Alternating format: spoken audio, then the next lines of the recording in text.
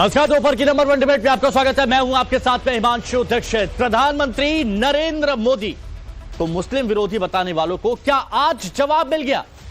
क्या vote bank के लिए विपक्ष मोदी की छवि को मुसलमान विरोधी बताता है? आज पूरा देश 76वां गणतंत्र दिवस मना रहा है और इस बार गणतंत्र दिवस के चीफ गेस्ट सबसे बड़े मुस्लिम देश इंडोनेशिया के राष्ट्रपति रहे।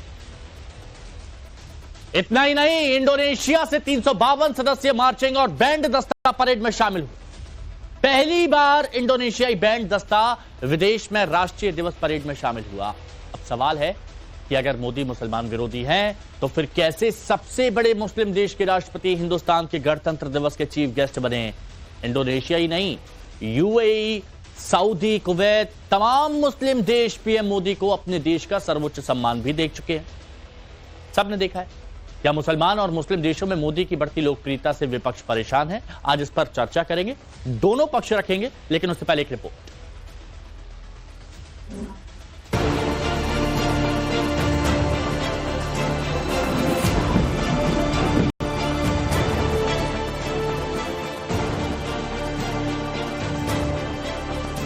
देश आज 76वां गणतंत्र दिवस मना रहा है। कर्तव्य पथ पर देश की आन बान शान का अद्भुत नजारा देखने को मिला।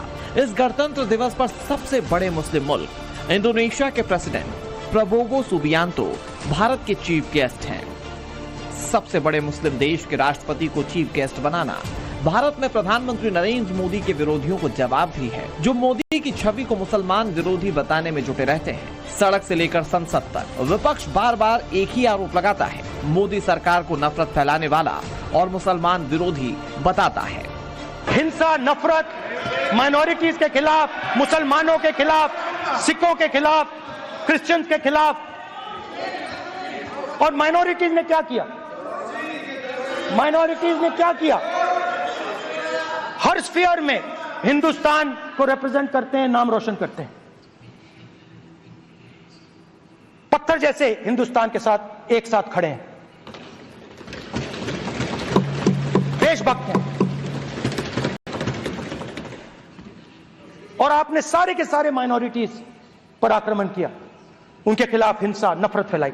नरेंद्र मोदी गारंटी, मोदी की गारंटी की बात करते हैं। मेरे अजीज दोस्तों और बुजुर्गों, मोदी की एक ही गारंटी है, वो है मुसलमानों से नफरत। एक ही गारंटी है। मोदी की दूसरी गारंटी है कि मैं भारत के संविधान को बदलूंगा। आप दलितों से, पिछड़ों से, आदिवासियों से, अल्पसंख्यकों से, मुसलमानों से नफरत करने का काम करते हैं। यह आपकी सच्चाई है। लेकिन विपक्ष भले ही आरोप लगाता रहा हो, लेकिन सच्चाई उससे अलग है। न केवल सबसे बड़े मुस्लिम देश के राष्ट्रपति को गणतंत्र दिवस का चीफ गेस्ट बनाया गया, बल्कि आज तमाम मुस्लिम देश मोदी से दोस्ती का हाथ बढ़ाने के लिए बेताब रहते हैं। प्रधानमंत्री कई बार सऊदी अरब, यूएई और दूसरे अरब देशों के दौरे कर चुके हैं। इन मुस्लिम देशों में प्रधानमंत्री नरेंद्र मोदी को काफी अहमियत दी जाती है। हाल ही में कुवैत में पीएम नरेंद्र मोदी को सर्वोच्च नागरिक सम्मान द ऑर्डर ऑफ मुबारक अल कबीर से नवाजा गया है। कुवैत के प्रधानमंत्री खुद नरेंद्र मोदी को सी ऑफ करने के लिए एयरपोर्ट तक आए थे। कुवैत में रहने वाले शेख लाइन में लगकर पीएम नरेंद्र मोदी का ऑटोग्राफ ले रहे थे। प्रधानमंत्री मोदी ऐसे ग्लोबल लीडर बन गए हैं जिन्हें अब तक 20 देश सम्मानित कर चुके हैं, जिनमें से ज्यादातर मुस्लिम देश हैं। सबसे पहले साल 2016 में अफगानिस्तान और सऊदी अरब जैसे मुस्लिम देशों ने पीएम नरेंद्र मोदी को सम्मानित किया था। साल 2018 में फिलिस्तीन ने प्रधानमंत्री को सम्मानित किया था। फिर साल 2019 में बहरीन, मालदीव, यूएई जैसे मुस्लिम देश पीएम नरेंद्र मोदी के ऐसे फैन हुए कि उन्हें अपने देश का सर्वोच्च सम्मान दिया। साल 2020 में अमेरिका ने पीएम नरेंद्र मोदी को सम्मानित किया। 2021 में भूटान ने पीएम नरेंद्र मोदी को सम्मानित किया था। 2023 में Greece, France, Egypt, Palau, Papua New Guinea, Fiji जैसे देशों ने पीएम नरेंद्र मोदी को सम्मानित किया। और साल 2024 में तो पीएम नरेंद्र मोदी के लिए अवार्ड्स की लाइन लग गई। 2024 में रूस, Dominica, Nigeria, Barbados, Guyana, Kuwait, इन तमाम देशों ने पीएम नरेंद्र मोदी को सम्मानित किया। एक तरफ दुनिया के देश मोदी की वाहवाही कर रहे हैं, मुस्लिम देश मोदी के दीवाने बने हुए हैं, तो दूसरी तरफ हिंदुस्तान में वोट बैंक की राजनीति के लिए मोदी को मुसलमान विरोधी बताया जाता है, आरक्षण और संविधान विरोधी बताने की कोशिश की जाती है, लेकिन गणतंत्र दिवस पर सबसे बड़े मुस्लिम देश के राष्ट्रपति को चीफ गेस्ट बनाकर मोदी को मुसलमान विरोधी बताने वालों को करारा जवाब मिल गया है। Bureau report, times now, Navbharat. तो रिपोर्ट आप देख चुके हैं और दोनों पक्षों से इस मुद्दे पर हम बात करेंगे। जो मेहमान हमारे साथ जुड़े हैं उनसे हम आपको मिलवाते हैं। एसएन सिंह साहब बीजेपी प्रवक्ता हमारे साथ में हैं, अरविंद सिंह जी राजनीतिक विश्लेषक हैं, सुजाता पांडे जी हमारे साथ में राजनीतिक विश्लेषक जुड़ी हुई हैं, तारिक खान साहब हमारे साथ में समाजवादी पार्टी के प्रवक्ता हैं, प्रेम कुमार जी वरिष्ठ पत्रकार हैं और हाजी नाजिम खान साहब इस्लामिक स्कॉलर हमारे साथ में जुड़े हुए हैं। आप सभी का स्वागत है और गणतंत्र दिवस की आप सभी को ढेर सारी शुभकामनाएं। नाजिम खान जी, राहुल गांधी जी कह रहे थे कि सिख, क्रिश्चियन, मुस्लिम सबके खिलाफ मोदी। असदुद्दीन ओवैसी बोल रहे थे कि सिर्फ मुसलमानों से नफरत। संजय सिंह जी भी यही कह रहे थे कि मुसलमानों से नफरत। तो ये पूरा विपक्ष जो कह रहा है कि मुसलमानों से नफरत करते हैं, क्या आप इस्लामिक स्कॉलर होने के नाते आप भी इस बात को मानते हैं कि पीएम मोदी मुसलमान विरोधी हैं? हाँ हिमांशु भाई, देखिए मेरी आवाज आप तक आ रही है? आ रही है। हाँ हिमांशु भाई, देखिए सभी देशवासियों को पहले तो गणतंत्र दिवस की तहे दिल से मुबारकबाद पेश करता हूँ। और देखिए जिस तरीके से मुल्क के वजीर आजम ने इंडोनेशिया के जो यानी कि दुनिया के सबसे बड़े मुस्लिम कंट्री के जो नेता को बुलाया है, ये बड़ा सराहनीय है। लेकिन कहते हैं ना कि अपनों पे सितम गैरों पे करम, तो ये बता दीजिए हिमांशु भाई, गैरों को तो आप गले लगाते हैं, लेकिन जो अपने भारत के हैं उन भारत के जो मुसलमानों को भी तो आप गले लगाइए, ताकि पता चले देश के अंदर, विदेशों के अंदर कि भारत के जो मुसलमान हैं उनको भी इसी तरीके से गले लगाया जा रहा है जिस तरीके से बाहर के मुसलमानों को गले लगाते हैं। क्योंकि भारत के मुसलमानों को तो हमेशा हिमांशु भाई एक ही नजर से देखा जाता, घुसपैठिया के नाम से इस तरीके की संबोधित होती है, बातें देश के अंदर फैलाई जा रही है। लेकिन ये बात नाजिम भाई, एक बात मैं आपसे पूछना चाहता हूँ, आपके पास दस्तावेज है, आपके पास आधार कार्ड है, सारी चीज है, आप घुसपैठिया कैसे हुए? सारे मुसलमानों को आप घुसपैठिया कह रहे हैं, फिर तो आप भी मुसलमान है, तो क्या आपको घुसपैठिया कहा जाएगा? नहीं ना।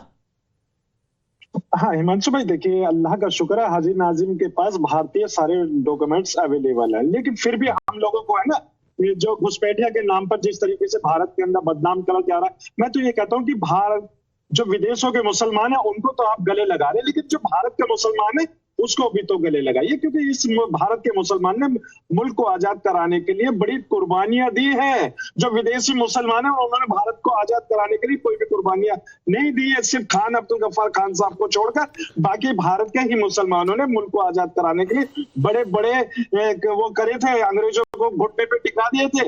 लेकिन आज भारत का मुसलमान चाहता है कि मुल्क के वजीर आजम उनको भी ऐसे ही गले लगाए जिस तरीके से विदेशों के मुसलमानों को गले लगाते हैं।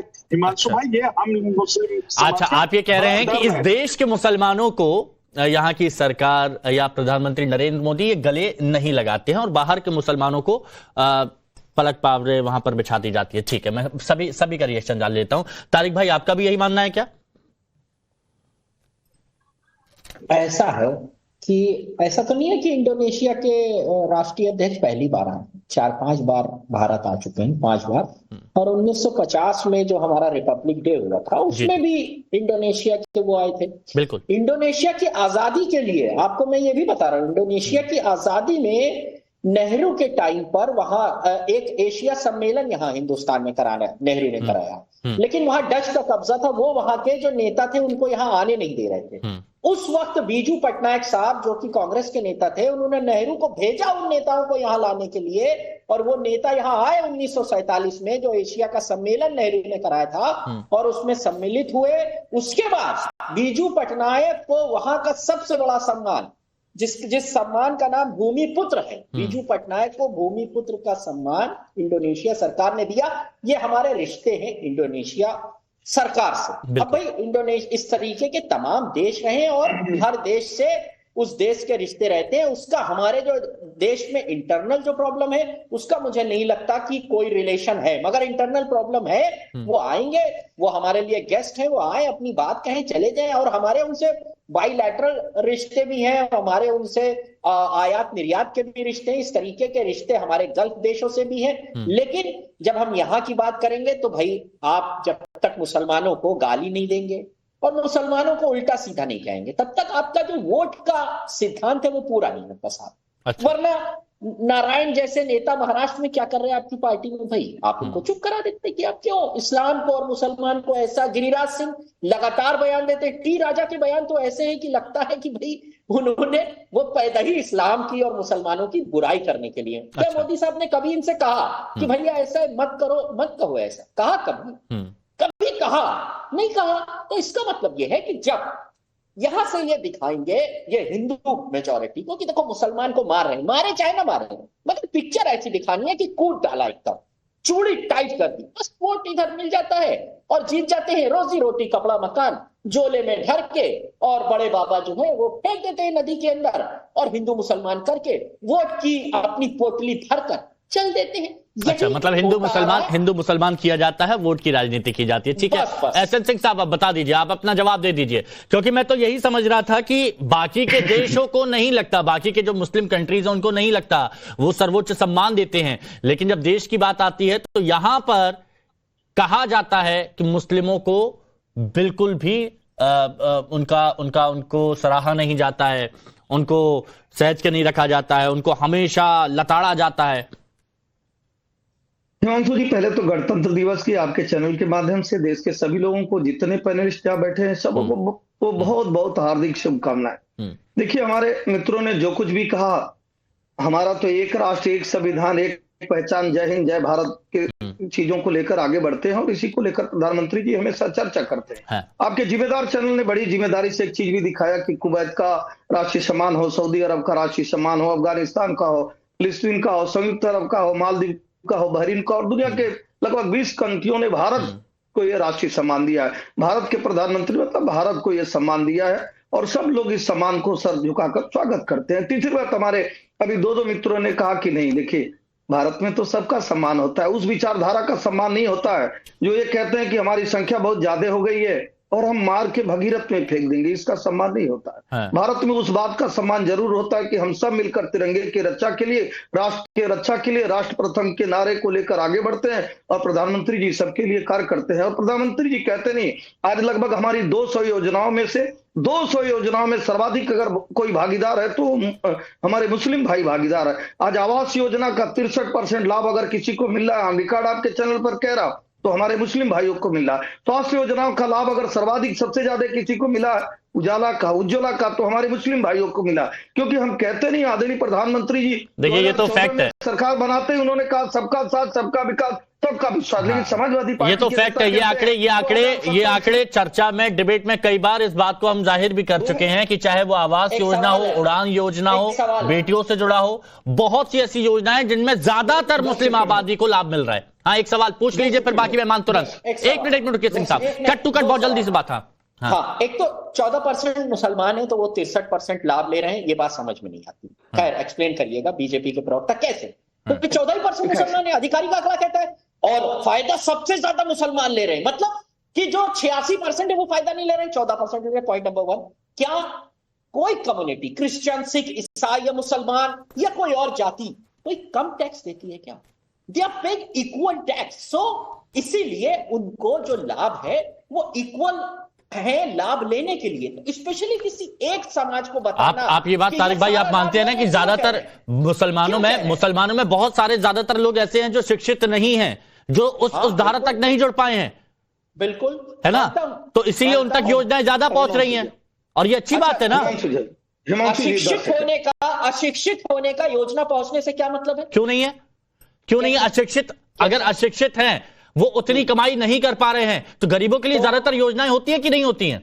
मतलब मुसलमान गरीब है, ये बात मान रहे हैं? सबसे ज्यादा गरीब मुसलमान है। सच्चर कमेटी ये सुनिए ना, आप जिस जगह पर ताल्लुक रखते हैं, आप वहां पर जाइए गांव में, वहां पर आपको पता पड़ेगा कि कितने सारे ऐसे लोग हैं। नहीं, तो इसका मतलब ये है ना, आप कह रहे हैं कि सबसे पिछड़ा, सबसे पिछड़ा, अब आप सबसे पिछड़े में ले आए, सुजाता जी कुछ कहना चाह रही है, फिर जल्दी आता हूं सबके पास। रुकिए सुजाता जी प्लीज, सिंह साहब आ रहा हूं, बाकी के 3 मेहमान हैं, जल्दी से। यहाँ बैठे हुए पैनलिस्ट ये भूल गए हैं कि इस देश पर 54 ईयर्स तक, 54 साल तक तो कांग्रेस का राज रहा, तो कांग्रेस का राज रहा। हाँ सुजाता जी, लगता है तकनीकी कारण से कट गया, उनसे कोई बटन प्रेस हो गया। अरविंद जी प्लीज आप। हाँ अरविंद जी।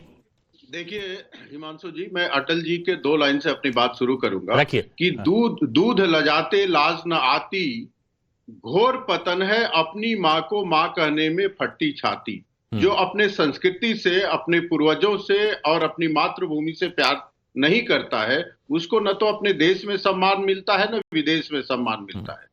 नरेंद्र मोदी जी अपनी संस्कृति, भारत की संस्कृति के प्रेम दिखाने के प्रति नेहरू के तरह शर्माते नहीं हैं और एक्सीडेंटल हिंदू कह के बचाव नहीं करते हैं। भारत वर्ष की संस्कृति हिंदू संस्कृति है।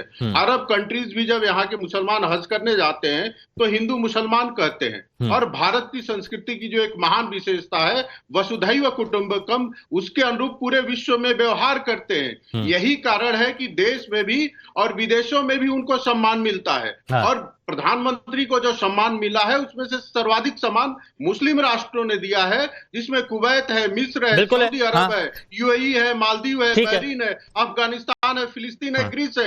ये देश है। हमारे देश के लोग जो आरोप लगाते हैं मिथ्या सिद्ध हो जाता है। नरेंद्र मोदी जी ने हमेशा कहा है कि हम भारतवासी हैं, भारत माँ के पुत्र हैं, एक देश एक कानून लागू होना चाहिए। लेकिन कुछ कट्टरपंथी ऐसे हैं, जब एक देश एक कानून होगा तो सांप्रदायिकता की हवा कैसे दी जाएगी।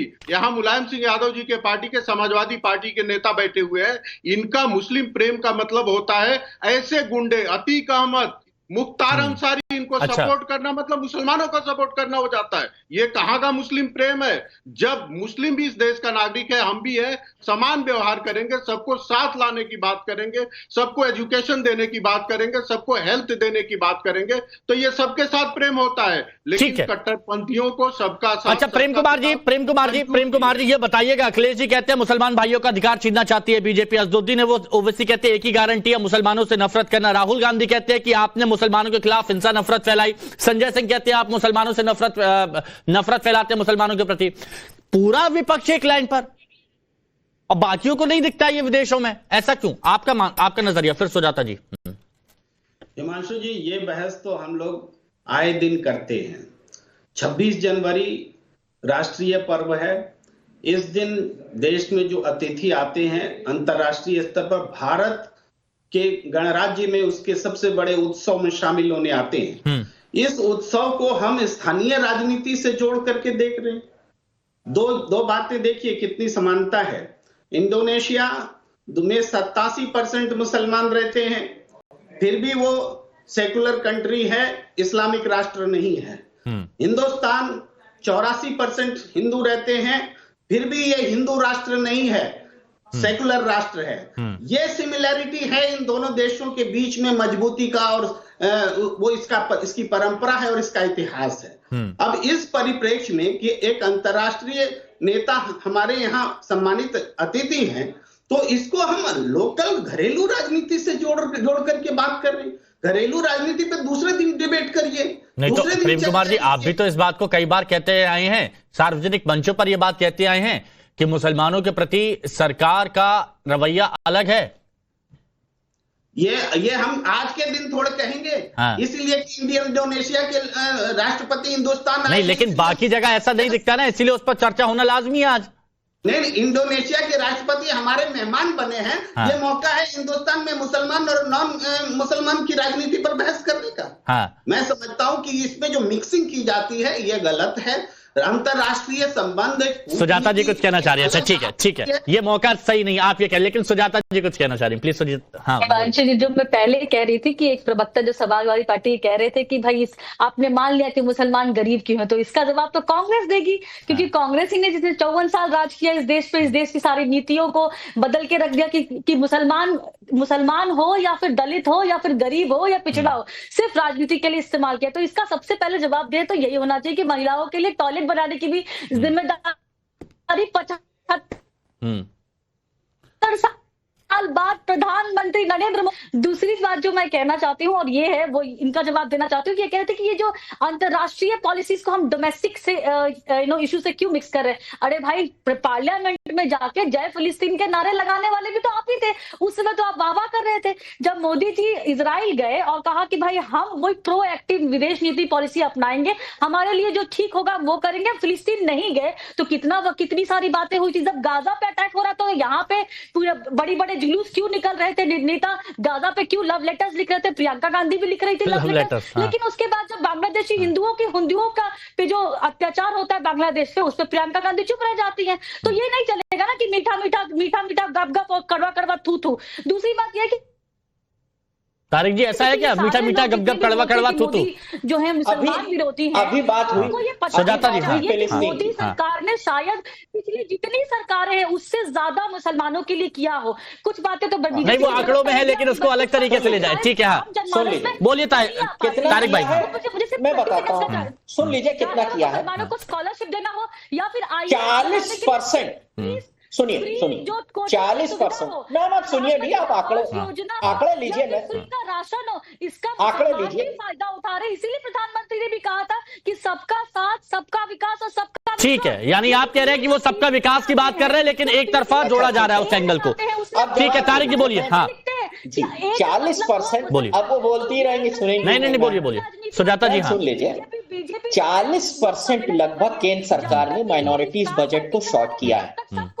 मौलाना आजाद जैसी स्कॉलरशिप बंद कर दी। समाजवादी सरकार जब उत्तर प्रदेश में थी तो 3300 करोड़ रुपए माइनॉरिटी का बजट था, जो भी 1600-1700 करोड़। वह क्या डेवलपमेंट है? बजट कम करो, डेवलपमेंट होगा। नितिन गडकरी के डिपार्टमेंट को कम पैसा दो तो रोडें ज्यादा बनेगी, रेलवे डिपार्टमेंट को कम पैसा दो तो रेलवे ज्यादा डेवलप करेगी। व्हाट अ ब्रेन, क्या दिमाग है, क्या डेवलपमेंट। सुजाता जी 1 मिनट रुकिए। हाँ सलाम करता हूँ। फिलिस्तीन की बात हुई, अभी आपने कहा कि फिलिस्तीन के सुजाता जी 1 मिनट मिला था मोदी जी को। तो भाई अगर फिलिस्तीन में सम्मान मिला और अरबों की जमीन पर इजराइल ने कब्जा कर रखा है, ये स्टैंड 75 में वाजपेयी साहब का था, हमारा थोड़ी ना था। अब आप अपने ही नेता के स्टैंड को भूल जाते हैं। और अगर वहां जुल्म हो रहा है तो कोई कुछ बोल देगा तो नैरेटिव तो वही तैयार करना। जो बड़ी पिक्चर है वो ये है कि हिंदू और मुसलमान को आमने सामने रखना है और उनको ऐसा दिखाना है कि लड़ाई चल रही है। ये मकसद है आपका। एसएन सिंह साहब, हिंदू मुसलमान को आमने सामने रखना है। पूरा विपक्ष एक लामबंद होकर ये बात कहता है कि आप हिंदू मुसलमान करवाते हैं, आमने सामने करवाते हैं। हिमांशु जी जानते हैं इसका जवाब प्रेम जी ने कितने साधारण और कितने अच्छे तरीके से दिया कि आज इंडोनेशिया और भारत की विचारधारा एक है। इंडोनेशिया 1000 वर्ष पहले चूंकि भारत का था, भारत के है, और भारत के लोग वहां रहते थे, हिंदू धर्म को मानने वाले, सनातन को मानने वाले थे। आज भी रामायण होता है, इसलिए वो भारत के प्रति उसकी उदारता और भारत के ही तरह वो व्यवहार करता है। दूसरा, हमारे मित्र ने कहा एक गांव में मान लीजिए 20 मुस्लिम परिवार है और 80 हिंदू परिवार है, लेकिन 20 में से लगभग 18 को अगर योजनाओं का लाभ मिल रहा है तो कितना % होगा, ये हमारे भाई को आप जरूर बता देंगे। 18 लोगों को आवास मिला है। हमारे गांव के बगल में एक मदनपुर है, अगर 20 लोग हैं, 20 में से 18 परिवार को मिला, कितना % है। तीसरी बात मैं कहूंगा कि हम लोग तो जाति धर्म मत मजहब देखकर कार्य करने वाली सरकार नहीं चलाते हैं। हाँ, समाजवादी पार्टी की सरकार चाहती है सिर्फ और सिर्फ एक धर्म के लिए कार्य हो, तो बाबा साहब के संविधान ने तो कहा नहीं सभी धर्मों के लिए कार्य होगा। मोदी जी की अगर यही गलती है कि सभी धर्मों के लिए कार्य कर रहे हैं, सबके विकास की बात करें, इन्होंने कहा एक योजना मौलाना आजाद जी का, जानते हैं जो स्कॉलरशिप PhD की या GRF की सबके लिए चलाई जाती है, आपको उसके अतिरिक्त अलावा मतलब अलग से क्यों चाहिए, विशेष पैकेज नहीं। अच्छा ठीक है। अच्छा अरविंद जी वक्त कम है, मेरे को एक बात बताइएगा, जैसे आपने कहा कि विपक्ष एक नैरेटिव सेट करना चाहता है कि मुसलमानों के प्रति ये सरकार उदासीन रवैया अपनाती है, क्या आपकी नजर में जो नैरेटिव है, क्या आपको लगता है कि ये जनता सब समझ रही है कि ऐसा नहीं है? देखिए ये पब्लिक है, पब्लिक सब जानती है, इसीलिए विपक्ष हर बार मुंह की खाता है। मैं तो कहता हूं हिमांशु जी, विकास में मजहब खोजना भी नहीं चाहिए और संविधान मजहब की इजाजत ही नहीं देता है। हर भारतीय के विकास के लिए प्रयास होना चाहिए, वही नरेंद्र मोदी जी करते हैं। एक लाइन और बोल दूं, आप भारत के हैं, भारतीय हैं, भारत की भूमि और संस्कृति से प्यार है तो आपका अभिनंदन। और यदि आप भारत में रहते हैं और अपना पूर्वज आप गाजी को, बाबर को, गजनी को और गोरी को मानते हो तो किसी भी धर्म और मजहब के हो आपको सम्मान। नाज़िम भाई मानते हैं क्या? भारत में रहते हैं। नाज़िम भाई मानते हैं? शॉर्ट में बताइएगा, बहुत शॉर्ट में प्लीज। नाज़िम भाई बहुत शॉर्ट में। हिमांशु भाई, मेरे जो अपने पूर्वज हैं, डॉक्टर APJ अब्दुल कलाम साहब हैं। अरे वाह, ये हुई ना बात, ये बहुत अच्छा लगता है। देखिए ये बहुत अच्छा लगता है, ये बहुत शुक्रिया। और यही है, यही खूबसूरती। बहुत शुक्रिया।